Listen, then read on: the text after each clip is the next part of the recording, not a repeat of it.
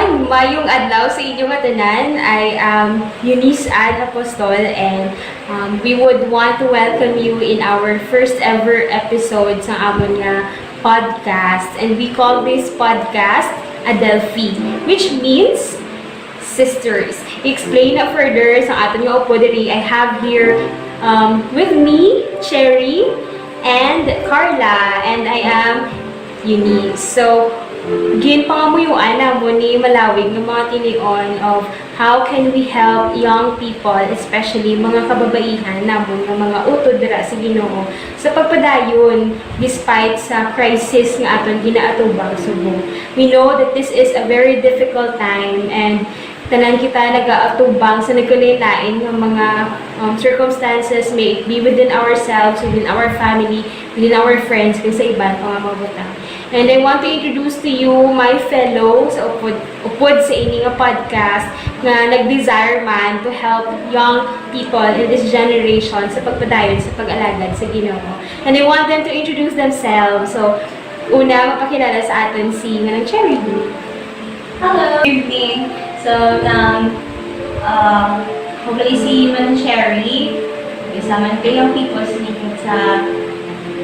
sa simbahan, sa Community Bible Church, and I'm willing and excited to share with you guys about the topics, and I hope na hindi interested na kamo sa siningang topic, and kabay pa pray din nga maka-help man sa inyo ang hiningang topic na amon baga-share sa inyo. So, excited na ko pala guys, and I hope that this topic may encourage mo sana, mag-inspire mo sana. Well, hindi lang yung topic ni about ng senior, about us as well. Experience this every day. No? So, every day. So, I hope na pray it mga limayan din na Ginoo kung blessed. Alright, thank you, Cherry. So, magpakilala naman sa atin na isa pagit natin paupod sa iniman nga podcast. So, anong Carla? Hello everyone! I am Carla. Kagisaman ko sa young people sa church, ng Community Bible Church. It is my honor man to be part of this Adelfi na podcast. Kay everyday we will experience, everyday nag-experience kasi nakalain-lain yung mga experiences. So, I am willing to share, to impart kung anong man ako naagyan, kung anong ipakita ko sa akin. So, kabay pa nga learn kita together. Alright! So, there we have it, mga, ano ang mga itawag sa inyo man, mga kauturan, because Adelfi is about sisterhood. Yes, it's about sisters. So, mga kauturan, we thank you for even clicking up the button sa pag-tanaw sa ining podcast. Your first step of playing that, this video is a great thing na sa Texas sa amon, because we know that we are not doing this for ourselves, but we want this ministry na magpadayon because we love you in the love of the Lord. So our first episode, for many weeks and many months of praying, as we discussed together ni Manang Cherry and ni Sister Carla, we have so many topics, and these topics are very overwhelming, and we have come up with the first topic, especially for this first episode. We would want this episode to be asking ourselves a what if question. So before kami launch sa ining first episode namon, madugay namon gitunaan kung anong dapat namon i-deliver sa inyo, and asking the Lord's wisdom kung paano siya namon ma-portray and even to give you the message of what the Lord impressed in our hearts, to give that message to you as well. So this topic is anchored in Colossians chapter 3 verses 1 to 2 nga nagasiling, "Since then you have been raised with Christ. Set your heart on things above, where Christ is seated at the right hand of God. Set your hearts on things above, not on earthly things." So that is where we anchor our first topic for this episode, the what if question. So, Manang Cherry, Manang Carla, or Sister Cherry, Sister Carla, I would want you to answer the question or complete the sentence, what if? So, Manang Cherry, what can be your what if? What if? Can be my what if? What if? May major what ifs in this life. What if wala akong sa Philippines? Yeah, this last year wala akong sa Philippines. And what if wala akong experience ng COVID? Diba? Diri sa Philippines. Diri sa Philippines na. So, wala akong what ifs na. And what if nga nag-gone ko to study abroad na wala na sa Philippines again, because and the reason is na I want to study. I'm one of the aspirants to study abroad. And what if I have means man to help others? Hindi lang sa aming podcast na way mo to share with you guys.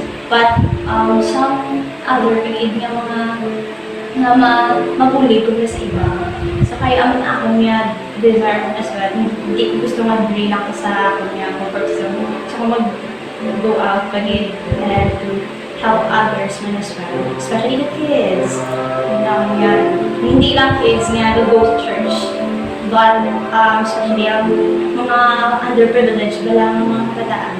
Mga under hindi yung pribilehiwan hindi na makabati sa tulusan ko. So, mga ako niya mga major aid nga mga what ifs. Kaya, syempre, nung naman, kung nasa muna, share kami sa mga bata, especially in City Plaza. Dapat yung mga bata nag-lagaw, and then especially mga bata mga street kids, drag. So, remember, nga na-reach out kami na sa ila. So, medyo naunta na and that's what major what if nagpadayan din na, and what if nga makashare mo ko sa ila, nakahelp mo ko sa ila. And that's all my what ifs. Actually, duwalang sila kami involved. But it made niya, naganda niya sa kami realize again, nalipatan ko na pero after that, may questions sila sa akin, nagdalay ko sa akin. That's all, Eunice. Alright. Thank you, Manang Cherry, for giving us that what if question. I know it took a lot of courage for you to delve deeper kung ano gid ang tutuod nga ra sa inyong heart. Yes, that's right. I know it took a lot of courage, gid. And you are, and I appreciate your bravery man sa pag-share sa mga what if questions within yourself. I know nga budlay, but thank you for sharing that to us. As we go on, later on, we will discuss further kung ano pagid ang mga mahimo natin with those mga presented ni Manang Cherry mo what if. And I would want also to ask Sister Carla sa iya mga kaugalingon man ng mga what if questions, because I know a lot of us have a what if question. Siguro sa akon, may ako, tatlo ka what if, nga na paminsaran. Pero nung damo pero breakdown ko lang siya for 3. Siguro ang first na what if na akon is, what if I have this courage, more confident to take risk, to take another leap of faith, or to take one step higher than the usual. Siguro ang kadua, what if I have this immediate resources to provide my goals in life? But I'm afraid to say this what if because pinabasahan ko gani sa may lipat ko kundi ko nabasahan pero mali. Goals without movement is merely wishes. So all I have right now is wishes because I don't have movement yet. But I have this battling to sa ako nga kabulingon nga I didn't consider it as what if or wishes. I considered it as a prayer request because I marinated it with a prayer every day as I go on with the Lord, as I go on with my devotional. So, ikatatlo siguro, what if I never get curious at all? I mean, like, basta ang hindi ka, wala, naka-concrete lang bala, nasa box ng daanay for a while. Gin-embrace ko anay for kung ano-ano ang ginhatag, gi-provided lang sa ako, wala ko nagwaanay sa box. Siguro ang muna ako ni what if, ang tatlo ka, what if na ako. Wow. So those are the things that are actually running deep within our hearts, even you, Sister Carla, and all of the thoughts running in your mind. Yeah. Told, no? If I would have asked myself a what-if question, what would that be? Kaya sa kada muon nga ara sa aton nga paminsaron, mabudayan kita probably to filter. If we are not too honest with ourselves, probably pwede naman kita kasiling, what if I am rich? What if I have a better clothes? What if my looks are way different than I am? So those really, hearing those things coming from you actually are what is the content of your heart, because the Bible will always tell us that out of the abundance of our hearts our mouths speak it. So answering all of these what if questions, these are the things that are actually going on sa tagsa sa inyo, Sister Cherry and Sister Carla. So thank you for sharing with us, and I would like to follow that up sa inyong question. While asking that what if question, ano ang inyo na batyagan?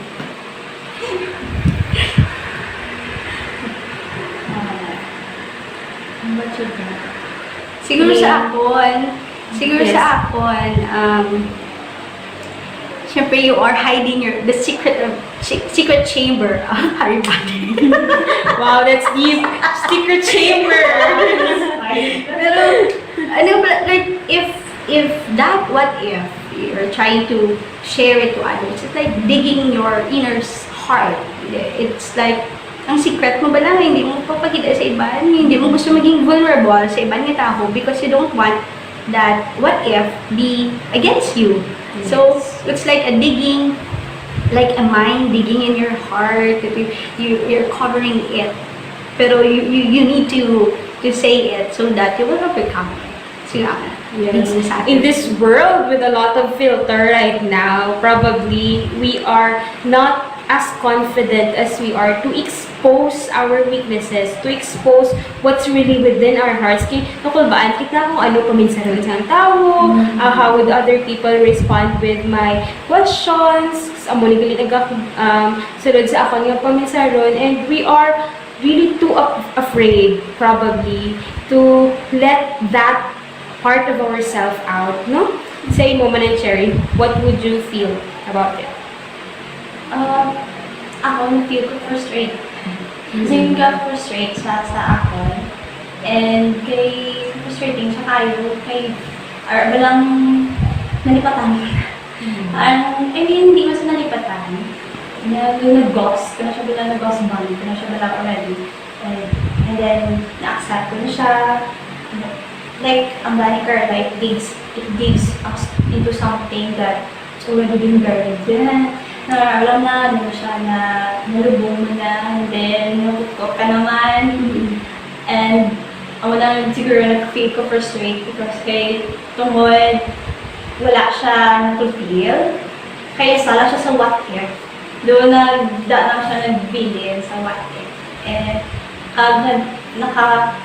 naging anxious ko because nung kay tungkol, Lord, anong himo kung wala ko siya na-fulfill ang ining what if. Nga napabilin ako sa singing.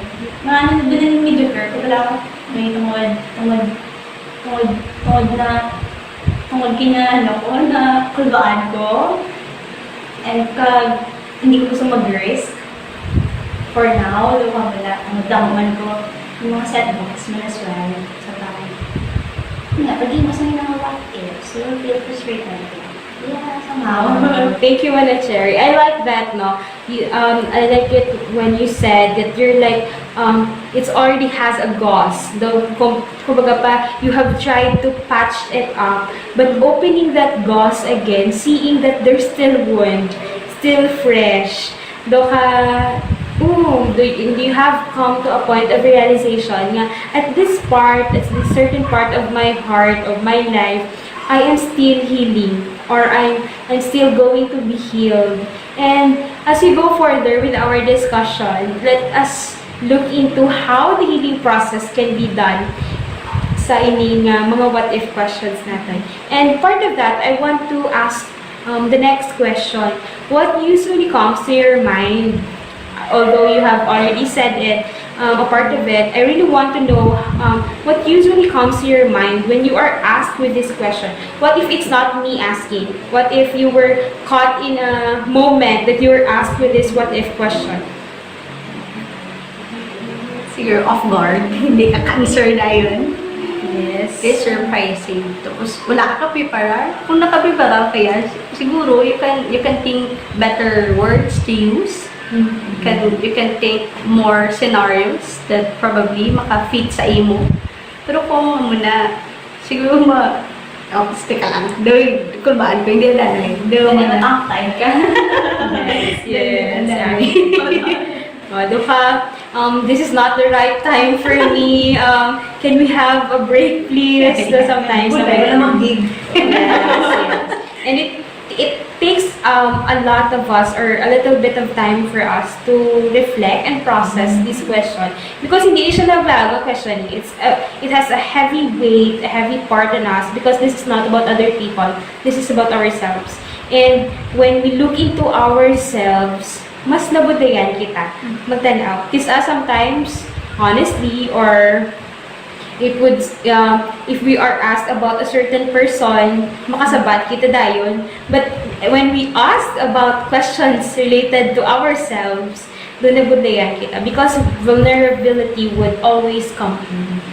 But we would want to go back, because this is a ministry, and we would want you young people to be encouraged and be lifted up by all of these things happening. We would want to go back to the Bible. So I would want to ask the two of you, do you know a biblical character that is most likely to have asked himself or herself about a what-if questions? How did that biblical character react? And what attitude was reflected? And how did the story came to be? Nakadama sa question ko, no? Pero I know that you have already studied this question before we have launched this podcast. And I want you to share it with our young people, and who this biblical character is, and how did the Lord work into their lives. Sige. Can we have Sister Cherry to share it with us? Sige. One is Gideon.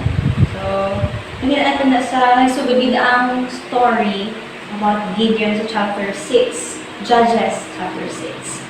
So, first, let's go na sa background kung paano nakalabot si Gideon as a judge. Naging pili siya sa Ginoo to save man the Israelites. So verses 1 to 6, the reason number 1 is they were oppressed. The Israelites were oppressed by Midianites for 7 years. Actually, paano sila nakalabot sa Midianites? Sa verse 1, and the children of Israel did evil in the sight of the Lord. And the Lord delivered them into the hand of Midian 7 years. So, because kabalo naman sa mga Israelites, di ba, before sa muna old times, very salawayon, very stubborn, very disobedient. Bisan, pa ang mercy, kaya pa lang nasa Ginoo sila, still, ilang kasaway ni Nadula. So, verses 7 to 10, natagyak on the Israelites' disobedience, kahit umod na humaan sila sa naging-sakop sa ila, no? And especially, damdamo actually ang nag-oppress sa ila. So, one of the Midianites, ginubos na ilang livestock, diba? Nakita natin na ginubos na ng tanan. Ilang sila bilhin. No, hasta na nag-hide na sila to makakuha sa pagkaon. Diba? Makabuhi sila sa ilang pagbuhi. So, sa verse 11 to 12, dira na natin makita. So, there came an angel of the Lord. So an angel of the Lord appeared unto Gideon. So, and then, an angel of the Lord in the word, si Gideon, a mighty man of valor. So, nakita natin dira nga sa verse 12b, the Lord is with thee, thou mighty man of valor. So, dira natin makita nga grabe din ang pagsalig sa Ginoo sa kay Gideon. Doon grabe din ang pagtulog kay Balaam, hindi sa salig din. No, grabe din ang pagtulog sa kay Gideon kung anong mahimo ni Gideon.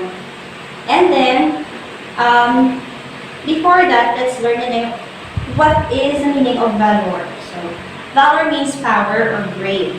So, sa dura pa lang, so God looked Gideon as a strong and brave man. And we see niya, siyang ngalan pa lang ni Gideon, na bata pa lang siya, no? Wala siya actually nagwa sa kay mama yan, no? Diba? Wala siya nakarugit. Gideon's name, since at his birth, speaks to his identity na. So, what Gideon's mean? He that bruises or great warrior. So, sa dura pa lang, si Gideon, great warrior. Di ba kabalo naman ito kung ano ang himo ni Gideon, kung ano ang plano sa Ginoo sa iya. So, kung sa mga nakabalo na sa life ni Gideon, di ba? So, verses 13 to 17, si Gideon questioned the Lord. Sa verse 13, by the, O my Lord, if the Lord be with us, why then is all this befallen us? And where be all these miracles which our fathers told us of, saying, did not the Lord bring us up from Egypt? But now the Lord hath forsaken us and delivered us into the hands of Midianites. So, sa dira pa lang yung question, sa sang Gideon ang Ginoo, my Lord, kabalo kay ka nagiwasan sa Egypt. Nga, gibabayaan na kami. Though gibabayaan na kami, kagawin forsaken na kami. So, sa dira pa lang, siguro, siyempre, damo na oppressed na sila. So, there are times in the moment, yung mga question dito sa Ginoo. Especially those what ifs, right? And then, the Lord chose Gideon to be judge to save Israel, or to save Israel from the hands of Midianites. That's sa verse 14. Hindi piliin na sa Ginoo. And verse 15 to 16, dito makita ang inferiority ni Gideon. Kay tungod, nagabag sa Ginoo, ano ang nahimo ko wala ko power to save the Israelites. His families, because Gideon, his family is poor in Manasseh, again, right? And then, he's the least in his father's house. So, diba, in society natin, makita natin, hindi nga kung wala kaya power, if you're the least of all, people will doubt you. Those what ifs as well. Kabalo mo what ifs, kaya posible mo naman, no, diba? So, people will gonna doubt, especially those if you're the least of all. So, especially Gideon, so nakakita na si Gideon sa mga inferiority. But, in verse 16, God assured Gideon that he will be with him. And then after na, Gideon's, may condition siya to challenge God as well. And si Gideon, nag-brought siya some present, ang kid and epa of flour. And then the angel of the Lord touched the flesh para pamatudaan nga ang Ginoo nga nagpili sa iya. So, muna may condition sila diba. So, nag-offer si Gideon some kid or a cow, and then an epa of flour. So, hinimoy na unleavened cakes ang epa of flour. So, and then, iba matulad sa angel of the Lord, she touched the flesh, touched the kid, and then unleavened cakes. So, there was a fire out of the rock and consumed the flesh, or the kid, and unleavened cakes. So, dira pa lang, sa makita na ni Gideon, na nagpamatuod, naging nga, wala siya gipabayaan sa Ginoo. Wala sila gipabayaan, hindi lang siya. Kaging pili siya sa Ginoo. Kaging gasyahan siya ni Lord, na naging sa dira pa lang, din ka naman na sa Ginoo, naging savior siya sa Israelites. Diba? So, sa verse 24, so Gideon built an altar and called it Jehovah Shalom after sa ilang pagpakita sa pagpapantuon sa iya nga siya hindi sa Ginoo, ang Ginoo wala ginagpabayaan sa iya kaging kaluyan sa Ginoo. So, verse 25 to 27, so the Lord ordered Gideon to cut down the altar of Baal. Niya, hindi problema sa sininga verses, sa sininga scenario, kay si Gideon, nag-gather siya 10 men, and of course, they did what the Lord ordered him. But Gideon did it at night. Kabalaw mo kung agad, hindi mo, kaya nakubaan siya kung agad. Nakubaan siya sa iya he feared his father's household. That's why. So, nung hindi mahimo kung agad. Kasi kung agad, diba guys? titaon ko na iya. So, syempre, miserable ang altar, di na built. Probably, ours is the center. So, kasi worship siya. So, kung sa Ginoo, bubol niya. Di ba, God take altars, right? Images given or idols. So, dira pa lang gusto sa Ginoo nga, i-cut down din na. Bubol niya ang altar of God. And then, so again, ang Gideon's inferiority or inferior and cowardness made him hiding in the shadows. Di ba? Ano yung si Gideon niya pangalan? Di ba? Na great warrior. And a mighty man of valor. So, pero ang cowardness, yung dati, hindi nga siya din kaon, gusto siya nga cowardness. So, dura pa lang. So, and then, kabay pa nga, our identity and sa society, kung hindi mag-question sila, hindi mag-abot sa question niya na paputuntang Ginoo kung palangga ito dala, diba? Kung pa nila mag-doubt kung ano yung sa Ginoo sa atin. Especially yung may purpose, kita dali sa kalibutan. Like Gideon, purpose na naman sa life ni Gideon. Kahit kung ginamit pictures ng Ginoo to keep us realize, man, and to learn from history. They were history now. So we will learn from them that those mga inferiorities natin, actually yung what ifs, it lead us into inferiorities mas well and insecure. So kabay pa nga mangin gamiton tayo na to mangin learning na sa atin as a lesson, magsalig to sa Ginoo, hindi mag-doubt sa iya. Like Gideon, hindi doubt yan, hindi good to get sa Ginoo, sa iyang galoy as sa Ginoo. Di ba nga sa Ginoo, I will be with you.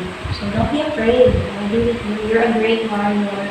So that's all ang biblical character na napili ko sa TikTok.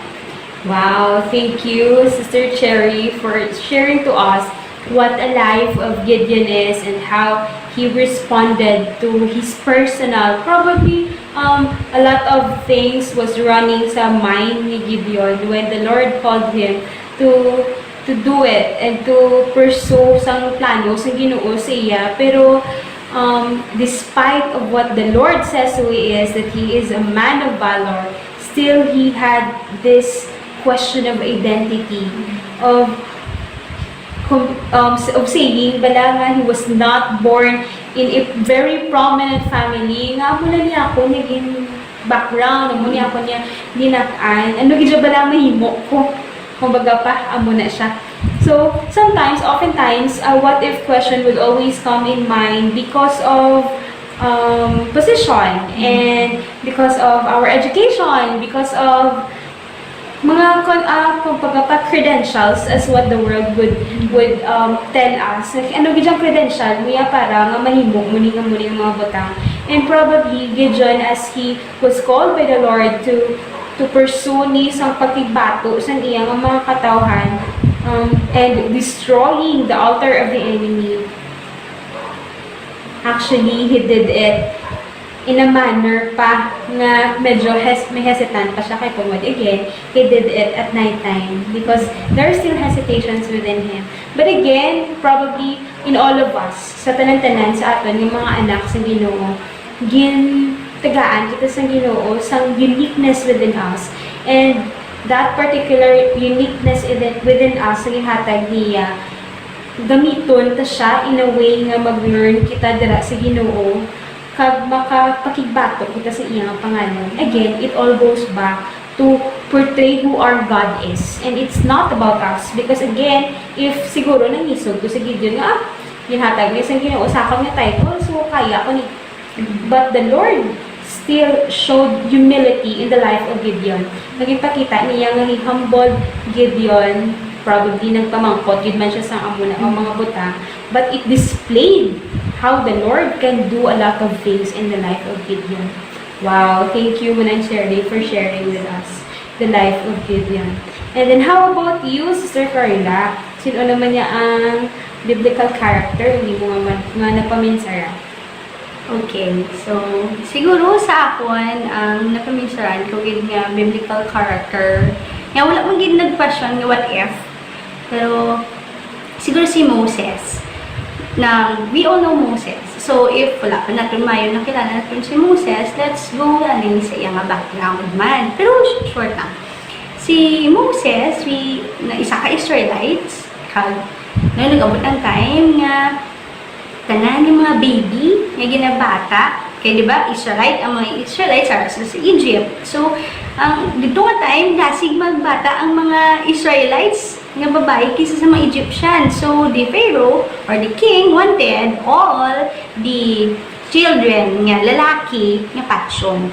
So, si Moses yan nabuhi. Because, si mama niya naghimo sa isang paraan nga masave si Moses. Naghimo sa 2 basket. Kaya dito yung gimbutang si Moses sa basket yung paanod sa Nile River. Kag nagabot sa princess. Kaya nagabot ng time na syempre nagdako na siya. So, si Moses, nang sampang araw dito siya sa may Egypt, Moses is very well-trained man in Egyptian setup. Kag, nang git-train siya maging king. Kag nagabot sa time nga si Moses, because ang iya pagpalangga sa mga katawhan, nakita niya ang isa ka Egyptian nga ging patay or ging kastigo ang Israelite. So hindi gusto ni Moses ang ginhimo sa Egyptian sa iya. So ging patay ni Moses ang inang Egyptian kag ginlubong sa sand. Kag without knowing nga may nakakita dili sa iya nga mga Israelites. Kag pag the next day, ang mga Israelites, nakita naman ni Moses na nag-away ang mga Israelites, kaya nagambal si Moses, nga nag-away ka mga kamukha mo ng manggid. Tapos nag-away-away pa kamo. So nagambal ang mga Israelites nga, ay mo itong ginhimo mo sa Egyptian, kaupod mo sa amon. So that instant or situation, natabo, nag-abot sa king, kag nakakigid ang king. So Moses siya na west, na nag-abot sa household ni Jethro, the priest, kagin pangasawa ito si asawa ang bata ni Jethro. Kag nagabot sa time nga nagabot sa Mount Sinai, nagkatuto si Moses, hasta nakita niya sa burning bush. Kaya dito na encounter si ang Ginoo. So God gave Moses a very great honor to have a commission to help Israelites go out sa Egypt. So, syempre, si Moses, tungod he ran away, he has this difficulty to persuade nga maging way na makagwa ang mga Israelites sa Egypt. So, dila pa lang, ang bali Moses nga, Lord nga ako, hindi kuya kabaluya maghambal.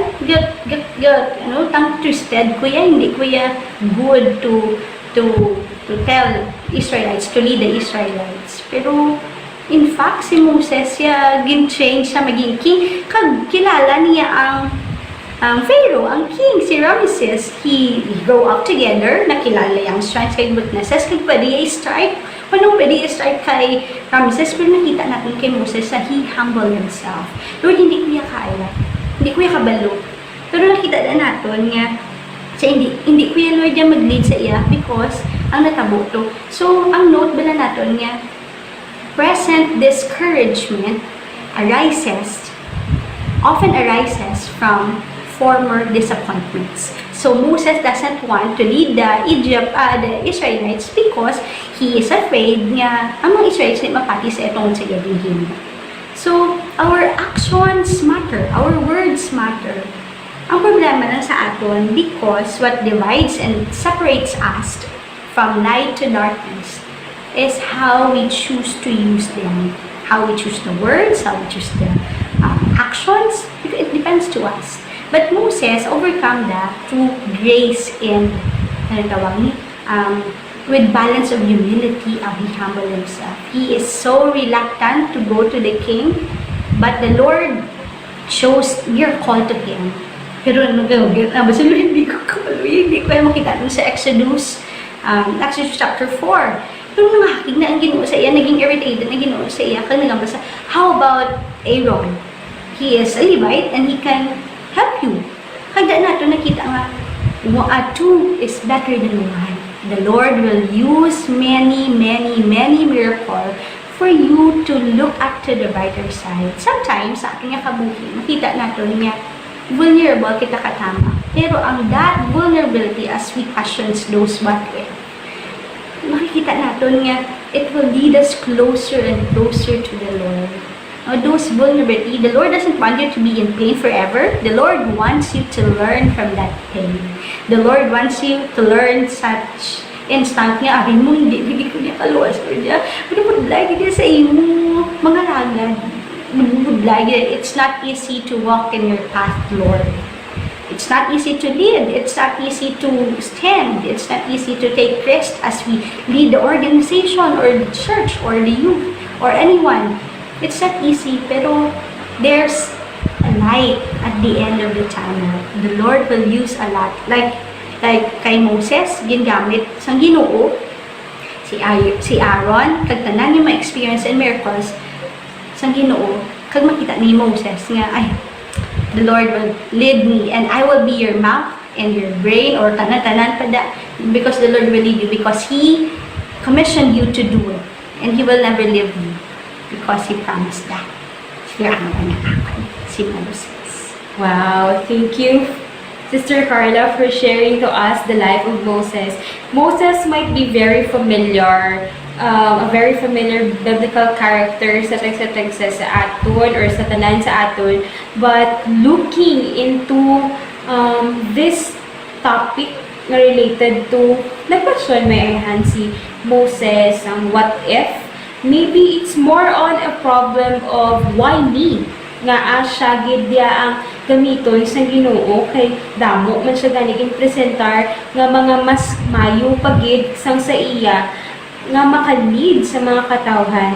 And imagine you will be leading millions, where at that time it's very impossible to lead the Israelites out of the Egypt, because Moses is very familiar how powerful the Egyptian civilization that time. However, as the Israelites were crying out to the Lord because they have been suffering for slavery for so many years already, and then when the Lord heard their cry, the Lord called out a leader, Moses, to lead them out of the land of Egypt. However, as hambagan ni man ng Carla kagina, it brought him nga may reluctancy sa iyang heart to pursue what the Lord commanded him. And that's because of his past nga mga mistakes nga nag-continue nga mag-hunt sa iya as of that time. Relating to what Manang Cherry and Manang Carla said earlier, sharing to us the life of Gideon and Moses, duha ka bilog ang nakita na kong diri related to our theme for this podcast. Una is when Gideon is asking about the question of his identity.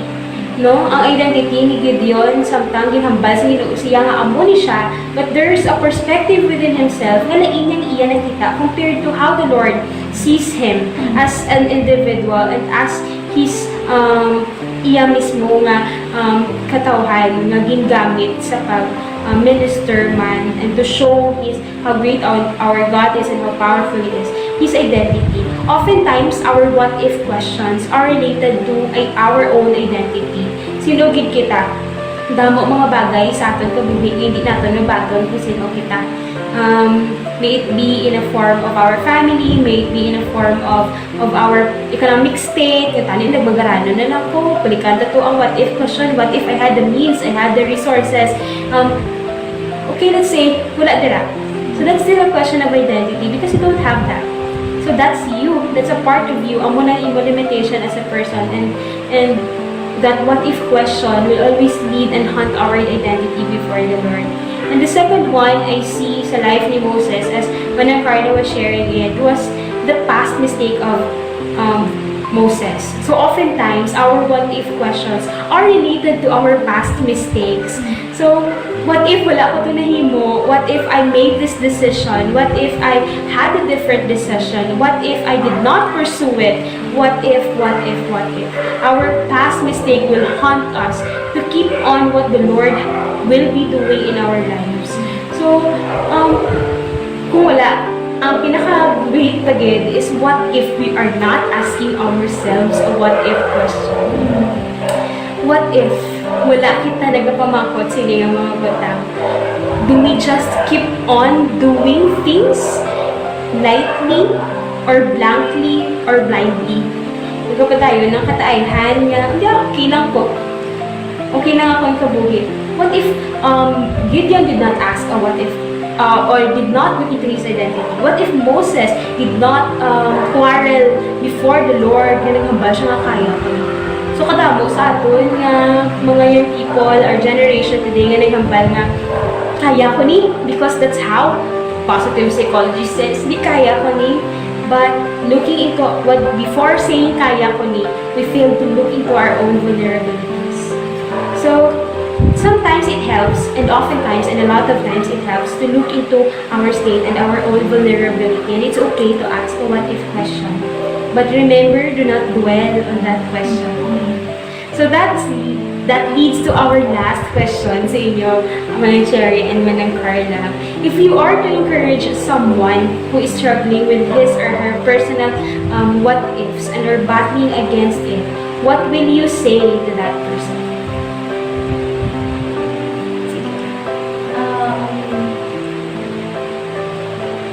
Number one is, examine those what ifs. Do not avoid them.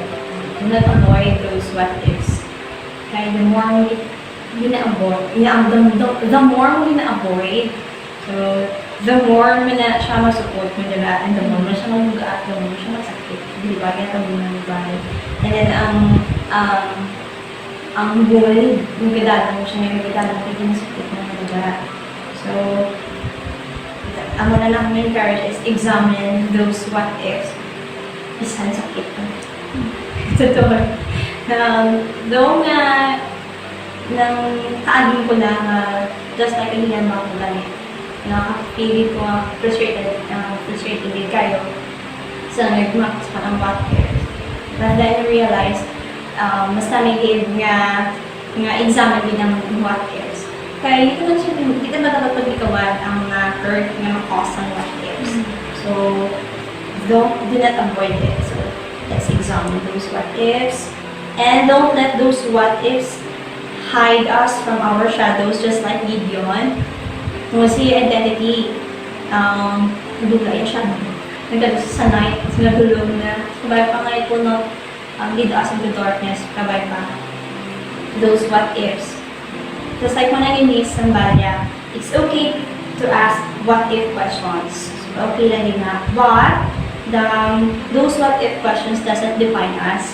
No? Though may mga desires kay man na-implant sa dira, no? Na tubo sa dira, na what ifs. But I hope it will not define us still of what we have or who we are. So, kaya pang hindi siya magpakanubo sa atin, those what ifs. And then, the most important is, may we find lessons to grow sa sila ang what ifs. Hindi na ito pagbilin nga ako gani, nag-mediocre, wala kita ng mediocrity.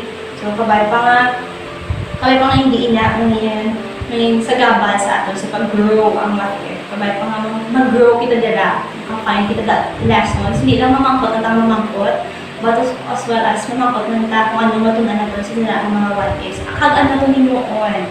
So, those what ifs, no solution. So, the most important is that we find lessons to grow in those buried na mga what ifs. So, away from those buried what ifs, we will find lessons and will not lead us into mediocrity. So, most of the time, our what ifs led us to doubt as well, which is it's Satan's arsenal, it's Satan's enticement sa aton. What if? Kaya syempre, it leads us into doubt. Kaya sa Ginoo, so naniangin na si Satan. Satan loves for us to doubt and to question the meaning sa aton nga meaning ug sa aton nga purpose in our lives. So kaya pa nga na hindi mangingina mag-lead na sa aton sa pagpamangkot sa aton nga identity, especially the mga Christians, no, na pa nga may we find our true identity sa Ginoo, just like Gideon as well. So lili nakita ni Gideon kung ano yung purpose niya. So, He leads 300 men. So, di ba? God used him and won a victory. Ang mamamiti na. So, may those what ifs lead us into victory as well, and may give us glory and praise and humility sa Ginoo. Those pala man sa kay Satan is Ephesians 2:1-2 and Ephesians 6:12 and 1 Samuel 16:7. Those Satan's enticement sa atin. So, Alright, thank you, Manang Cherry. How about you, Sister Carla? Sige. Siguro, those what if ba na? It robs our genuine happiness. May it be to ourselves, may it be to others. So, oftentimes, what if mag-lead sa nga nato ni insecurities? Na? Kag budla-budlay na naton ilang tapo na sa aton yung kabuhi. Pero insecurities really kill sa aton nga life. So, it's good to ask question, pero do not dwell on it. No? Because as we grow older, we excitedly becomes a builder of our own concept, principles, even standards. Of course, with the strong foundation of our faith, which is the Lord Jesus Christ. So if we are filled by that strong belief that the Lord will fill in those things sa ating kabuhi, it will never go out of style sa atin. Siguro that's embrace ang major. Ginuguro na ako niya may ma-advise kay to embrace, to acknowledge those weaknesses, those pain, those what if. Kaya at the end, makita mo gid nga there's beauty in it. Kag beautify your inner soul. Do not be busy beautifying your outward appearance or what you will look like to others, because you cannot cope up with the trends, to those standards of men, to those clothing na dapat mo susukon. Beautify your inner soul. Beautify your inner soul, because if you beautify your inner soul, it will never go out of style. So, though it's hard to accept, but I know later on, you will be happy and knowing that, okay na ko. So, muna, someday you will be confident about it. Alright. So, that's it, mga kauturan. So, this topic, I hope, have helped you reflect on yourself right now. So, matapos na mong pamangkot ng amon ko ganingon sa hindi ka pamangkot na what if? How about you? What are your what ifs?